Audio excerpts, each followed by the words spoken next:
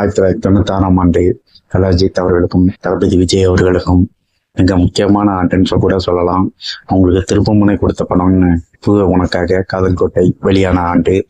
2 பேருமே ஆரம்ப காலகட்டத்தில் வளர்ந்து வர நடிகர்களாக இந்த காலகட்டத்தில் வந்த படம்.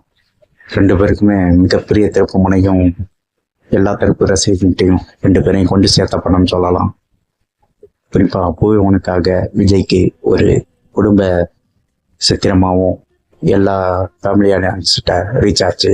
அதேமாரி காதல் கோட்டை அஜித் சார் அவர்களுக்கு யங்ஸ்டர்டையும் எல்லா தரப்பு ரசிகர்கள்ட்டையும் ரீச் ஆச்சு.